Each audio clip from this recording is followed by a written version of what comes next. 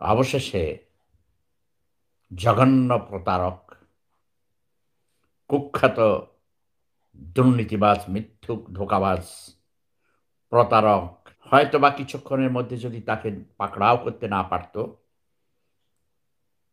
বোরখা পরে মহিলার বেশে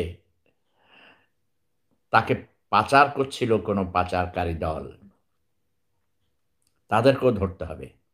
লুকিয়ে রেখেছিল, ঢাকা থেকে তাকে সাতক্ষীরা নিয়ে রেখেছিল, নৌকায় যোগে তাকে ভারতের বর্ডার অতিক্রম করাচ্ছিল,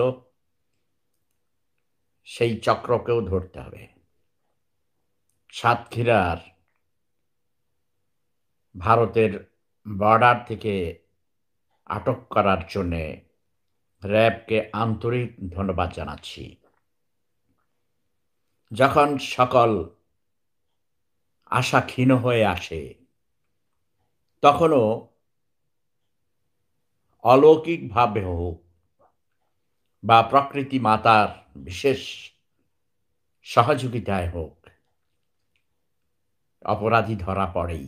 আমি বলবো দ্রুত বিচার আইনের আওতায় এনে দ্রুত বিচার ট্রাইব্যুনাল গঠন করে তাকে শাস্তির ব্যবস্থা করতে হবে, দৃষ্টান্তমূলক শাস্তির ব্যবস্থা করতে হবে, যাতে করে সে কোনো অবস্থাতেই ছাড়া তো যাওয়ার প্রশ্নই ওঠে না।